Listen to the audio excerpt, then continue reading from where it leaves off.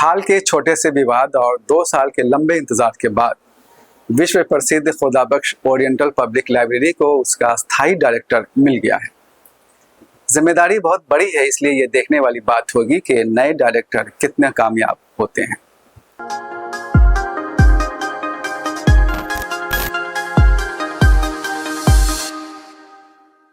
आप देख रहे हैं हमारी ये खास पेशकश और मैं हूं सैयद जावेद हसन। खुदाबख्श लाइब्रेरी की स्थापना बिहार के एक होनहार सपूत खान बहादुर खुदाबख्श ने 1891 में की थी। संसद ने 1969 में एक कानून बनाकर इस लाइब्रेरी को इंस्टीट्यूशन ऑफ नेशनल इम्पोर्टेंस घोषित कर दिया। तब से लाइब्रेरी ऑटोनोमस इंस्टीट्यूशन के रूप में भारत सरकार के सांस्कृतिक मंत्रालय के अधीन संचालित हो रही है। हाल के दिनों में इस लाइब्रेरी को लेकर 2 बार सोशल मीडिया पर बहस छिड़ गई। पहली बार तब जब अशोक राजपथ पर डबल डेकर का निर्माण हो रहा था और इसकी वजह से लाइब्रेरी परिसर में स्थित ऐतिहासिक कर्जन रीडिंग हॉल के कुछ हिस्से को तोड़ने की बात उठी थी। सिविल सोसाइटी ने इस पर काफी हंगामा किया। तब फ्लाईओवर के डिजाइन में तब्दीली करके कर्जन रीडिंग हॉल को ज्यों का त्यों रखा गया। दूसरी बार तब बहस छिड़ गई जब नव नालंदा महाविहार के वाइस चांसलर सिद्धार्थ सिंह को लाइब्रेरी का डायरेक्टर बना दिया गया था। बहस इसलिए छिड़ी क्योंकि सिद्धार्थ सिंह पाली भाषा तो जानते थे, लेकिन अरबी, फारसी और उर्दू से वो नाबलद थे। प्रोफेसर सिद्धार्थ सिंह का परिचय यह है कि वो नव नालंदा महाविहार के वाइस चांसलर हैं और उन्हें बताया गया कि ये काफी मशहूर स्कॉलर हैं पाली, संस्कृत और बुद्धिस्ट स्टडीज के। अब हम चलते हैं बिहार सरकार के टूरिज्म डिपार्टमेंट, पर्यटन विभाग के। पर्यटन विभाग जो है यहाँ पे कहता है कि ये जो लाइब्रेरी है यहाँ पे पर्शियन, अरबी और उर्दू मैनुस्क्रिप्ट्स, जो उर्दू अभिलेख हैं, जो बहुत सी पांडुलिपियां हैं, उसके लिए मशहूर है और कुछ तो मुगल काल की हैं, कुछ सल्तनत पीरियड की हैं, इसके लिए ये प्रसिद्ध है। तो अब आप सोचिए कि एक ऐसी लाइब्रेरी जिसका पूरा ताल्लुक जो है, पूरा संबंध जो है वो अरबी, फारसी, उर्दू और जो मध्यकाल है, भारत का मेडाइवल पीरियड है, उससे है और इस्लामिक स्टडीज से भी काफी हद तक है। वहां पे एक ऐसे आदमी को डायरेक्टर बनाया गया है जो संस्कृत, पाली और बुद्धिस्ट स्टडीज के माहिर है, उसके एक्सपर्ट हैं। क्या एक ऐसे व्यक्ति को जिनके बारे में कोई जानकारी नहीं है कि उनका इस्लामिक स्टडीज से या अरबी से या फारसी से या उर्दू से कोई क्या संबंध है, इसकी कोई जानकारी इसमें नहीं दी गई है। नवनियुक्त डायरेक्टर मोहम्मद जाहिदुल हक उर्दू भाषा और साहित्य के स्कॉलर हैं और हैदराबाद यूनिवर्सिटी के शोबे उर्दू से वाबस्ता रहे हैं। रिसर्च, एजुकेशन और कल्चरल स्टडीज में उन्होंने कई अहम काम किए हैं। लाइब्रेरी के ताल्लुक से हमने जाहिदुल हक से तफसील से बात की। हमारे इस सवाल के जवाब में कि आप उर्दू के स्कॉलर हैं जबकि लाइब्रेरी में अरबी और फारसी पांडुलिपियों का ज़ख़ीरा मौजूद है, ऐसे में आपके लिए ये काम कितना चुनौती भरा है। जाहिदुल हक ने कहा कि वो एकेडमिक टीम के सहयोग से ये काम करेंगे। खुदाबख्श लाइब्रेरी के पास में न सिर्फ ये कि उर्दू बल्कि फारसी, संस्कृत, हिंदी, पश्तो और अरबी की चीज़ें हमारे पास में और तुर्की ज़बान की भी चीज़ें हमारे पास में हैं। कुछ उज़्बेक से भी हम लोगों के मामलात रहे हैं। हमारे पास पहले उर्दू के साथ साथ अरबी, फारसी, हिंदी, अंग्रेज़ी, संस्कृत के विद्वान, उसके ज्ञाता यहाँ पे होते थे। अब वहाँ पे थोड़ा कम है, लेकिन हालात जो थोड़े बेहतर होने चाहिए। उर्दू के साथ साथ हम लोग हिंदी, संस्कृत, फारसी, अरबी सब पे हम लोग काम कर रहे हैं और भारत सरकार ने जो ज्ञान भारतम का भी प्रोजेक्ट चलाया है, उस प्रोजेक्ट में हम लोग शामिल हैं और उसके लिए हमारी लाइब्रेरी एक नोडल एजेंसी है, हम लोग उस पर काम कर रहे हैं और इंडिपेंडेंट एक यूनिट हमको भारत सरकार ने दिया है। और ज्ञान भारतम के मिशन पे हम लोग इस तरह की तमाम पांडुलिपियों को, तमाम मैन्युस्क्रिप्ट्स पे हम लोग काम करेंगे। ज़रूरत है हमको संस्कृत की, हिंदी, अरबी और फारसी के लोगों की, हम लोग उनको हायर करने के प्रोसेस में हैं। जाहिदुल हक ने बताया कि उन्होंने ओहदा संभालने के फौरन बाद पूरी लाइब्रेरी का जायजा लिया। इस दौरान उनकी नोटिस में कई बातें आई हैं।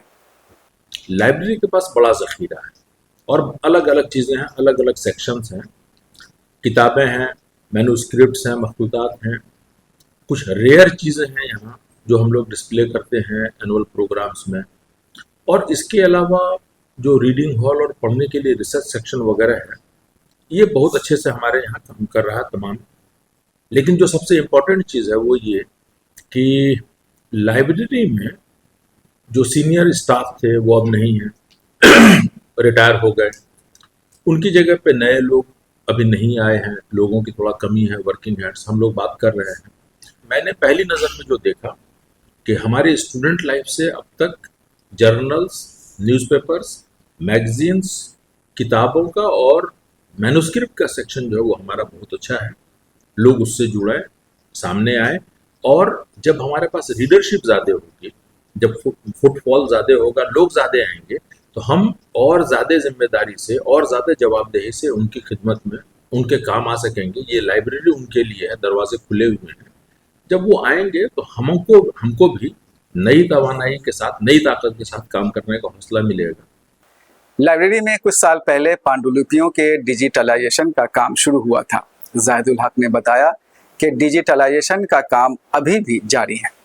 खुदाबख्श लाइब्रेरी की अच्छी बात यह है कि इसका जो भी असासा है वो पहले मैनुअल फॉर्म में तमाम चीज़ें मौजूद हैं, लेकिन उस मैनुअल को वक्त की ज़रूरत के तहत डिजिटलाइजेशन का और डिजिटाइजेशन का प्रोसेस हम लोगों ने शुरू किया। ये अभी इब्तदान हम लोगों ने अरबी से इसको शुरू किया है, और जैसी मुझे जानकारी मिली है गुज़िश्ता 2-3 दिनों में कि उसमें हम लोगों ने 800 मखतूतात को तकरीबन, अभी हम लोग 800 के रेंज में चल रहे हैं, इसको किया है। फारसी के तकरीबन 3000 मखतूतात को हम लोगों ने मुकम्मल कर लिया है। आने वाले दिनों में हम लोग उर्दू, संस्कृत, हिंदी और दूसरी ज़बानों की जो चीज़ें हैं उसको हम लोग फोकस करेंगे।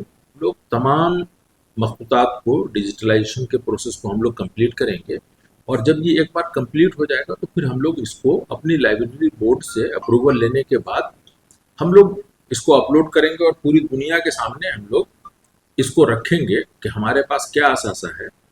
रिसर्च स्कॉलरों की शिकायत रही है कि लाइब्रेरी में उन्हें मतलूबा किताबें देर से मिलती हैं। जाहिदुल हक ने कहा कि इन शिकायतों के मद्देनज़र वो लाइब्रेरी में क्विक रिस्पांस टाइम लागू करने जा रहे हैं। हम लोगों ने खुद से अपने लिए तय किया है क्विक रिस्पांस टाइम, कि हम कम से कम टाइम में हम कैसे अपने स्कॉलर्स को, रिसर्चर्स को, स्टूडेंट्स को, या जो लाइब्रेरी आने वाले जो हमारे विजिटर्स हैं उनको हम कितना फैसिलिटेट कर सकते हैं, और उसके लिए मिनिमम पॉसिबल टाइम क्या होगा वो हम लोगों ने तय किया है। मुझे लगता है कि आने वाले दिनों में, यानी अब के बाद से आपको तय करना है, आप तय कर लीजिए कि क्विक रिस्पांस टाइम आप कितना चाहते हैं। अगर आपने ये तय किया है मिसाल के तौर पर 2 मिनट, 3 मिनट, तो हम इंश्योर करेंगे कि उस क्यूआरटी में 3 मिनट में आपको वो किताब मिल जाए, वो मखतूता मिल जाए। इसमें एक छोटी सी दिक्कत हमारी तरफ से ये है जिसको हम लोग बातचीत कर रहे हैं, वो जल्दी ही उसको दूर करेंगे। पहले हमारे यहाँ उस सेक्शन में जहाँ से मैन्युस्क्रिप्ट निकालते थे या किताब निकालते थे, वहाँ 3+3 6 लोगों की वहाँ पे जिम्मेदारी होती थी। वो स्टाफ्स अब रिटायर हो गए हैं, उनकी जगह पे अभी नया रिक्रूटमेंट नहीं हुआ है। हमारा रिक्रूटमेंट रूल अभी बोर्ड के अप्रूवल के लिए पेंडिंग है। एक बार ये फाइनल हो जाएगा तो फिर हम लोग रिक्रूटमेंट के प्रोसेस को भी आगे बढ़ाएंगे। मैन पावर थोड़ा बढ़ जाएगा हमारा। तो ये जो हमने आपसे अर्ज किया कि क्विक रिस्पांस टाइम हमारा जो अगर 3 मिनट अभी है, तो हमारी कोशिश होगी कि हम उसको और कम कर सकें, ताकि हम में और रीडर में किसी भी तरह का कोई वक्त का फासला ना हो। हम ज़्यादा से ज़्यादा रीडर्स से कम टाइम में जुड़ सकें, इसकी हम लोग कोशिश करेंगे। जाहिदुल हक ने बताया कि वो पहले की तरह फिर से लाइब्रेरी में कार्यक्रमों के आयोजन का सिलसिला जल्द ही शुरू करेंगे और बड़े पैमाने पर करेंगे। जो हमारा टारगेट ग्रुप है उससे जुड़ने का एक जरिया ये भी है कि हम मुख्तलिफ तरह के अदबी, सकाफती, या जिसको हम लोग साहित्यिक और सांस्कृतिक कार्यक्रम कहते हैं, उसके थ्रू हम लोग जुड़ेंगे। कुछ लाएअमल है मेरे जहन में, हमने भी अपने तौर पर कुछ सोचा है, और इब्तदा हम लोग उसकी जल्दी ही करने वाले हैं। आप ये मानकर चलिए कि माहाना हम लोग कुछ ना कुछ इस तरह का प्रोग्राम करेंगे हर महीने, और कुछ बड़ा प्रोग्राम हम लोग तय करेंगे अपार्ट फ्रॉम जो फाउंडर्स डे होता है खुदा बख्श मरहूम के नाम पे जो हम लोग फाउंडेशन डे करते हैं या उसका वीक करते हैं, इसके अलावा हमारे पास में लिटरेरी प्रोग्राम्स करने के लिए भी कुछ कुछ खास प्रोग्राम्स हैं। मैं मिसाल के तौर पे आपको बताऊं कि इस लाइब्रेरी में हमारे फादर ऑफ द नेशन बाबा कौम महात्मा गांधी ठीक 100 साल पहले यहाँ तशरीफ लाए थे, और हम लोग सितंबर महीने में 9 सितंबर उसकी तारीख है, 9 सितंबर को उस हवाले से हम लोग कुछ ना कुछ प्रोग्राम करना चाहते हैं। 2-3 महीने अभी हमारे पास हैं। हम लोग फाउंडर्स वीक के अलावा गांधी जी पे, फादर ऑफ द नेशन पे हम लोग प्रोग्राम करना चाहते हैं। शायद ये 2 प्रोग्राम इस तरह से हों कि हम लोग अपनी विरासत को लोगों के सामने दिखा सकें कि खुदा बख्श लाइब्रेरी में हमारे पास क्या क्या चीज़ें हैं, और शायद इसकी वजह से हम लोग, जो हमारा टारगेट ग्रुप है, जो साहित्य के विभिन्न भाषाओं के, जो उर्दू, हिंदी, संस्कृत या फारसी, अरबी के जो लोग हैं, उन लोगों से हम लोग जुड़ सकें। जाहिदुल हक इस बात को स्वीकार करते हैं कि संभालने के लिए उन्हें एक बहुत बड़ी विरासत मिली है। हालांकि वो ये भी कहते हैं कि इस जिम्मेदारी को अदा करने के लिए सभी का सहयोग जरूरी है। देखिए, सबसे पहले जो आपने जुमला इस्तेमाल किया, ये बड़ा भारी जुमला है कि एक बड़ी विरासत मुझे मिली है। इस जिम्मेदारी के लिए मैं सबसे पहले तो भारत सरकार का, हुकूमत हिंद का, संस्कृति मंत्रालय का, जो हमारी मिनिस्ट्री ऑफ कल्चर है, मैं उसका शुक्रिया अदा करता हूँ, शुक्रगुजार हूँ कि उन्होंने हैदराबाद से किसी शख्स का इंतखाब किया, सेलेक्ट किया कि खुदा बख्श लाइब्रेरी को वो सर्व करे, और ये खुशकिस्मती मेरी है कि मुझे ये मौका मिला। जिस वक्त मैं अपने आप को खुशकिस्मत समझता हूँ, उसी वक्त मेरी जिम्मेदारी डबल हो जाती है। जिसको आपने कहा कि ये इतना बड़ा विरसा या इसकी इतनी बड़ी विरासत है, ऐसे इदारे को न सिर्फ ये कि उसके डे टू डे अफेयर्स को, मामूल के जितने भी काम हैं, उन सब चीज़ों को कैरी आउट करना, उनको खुश उसलूबी से अंजाम देना, बल्कि नई नई चीज़ों का, नए प्रोग्राम्स का इनकाद अमल में आए। ये 2 तरह की जिम्मेदारी है और बड़ी डबल जिम्मेदारी है। मैं समझता हूँ कि इस इदारे को सिर्फ किसी एक शख्स से, किसी एक आदमी से या डायरेक्टर से उसको जोड़कर देखना मेरे ख्याल से थोड़ी सी नाइंसाफ़ी होगी, इसलिए कि ये इदारा मुल्क का इदारा है। मुल्क मतलब कौम, नेशन।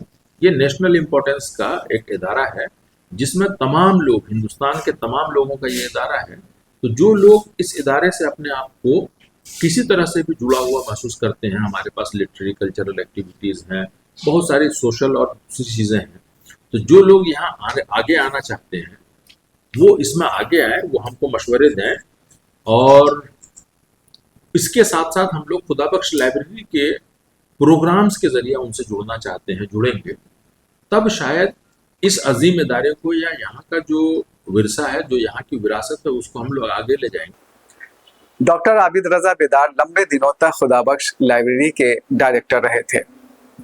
तब गवर्नर हाउस का लाइब्रेरी से न सिर्फ बेहतर रिश्ता था, बल्कि लाइब्रेरी को गवर्नर से हर तरह का सहयोग भी मिलता रहा था। अब वो दिन नहीं रहे। ऐसे में देखने वाली बात यह होगी कि जाहिदुल हक न सिर्फ मोदी सरकार बल्कि एकेडमिक आबादी की तवक्कुआत पर कितना खरा उतरते हैं। अगले वीडियो के लिए दीजिए इजाज़त, फिर मिलेंगे एक नई पेशकश के साथ।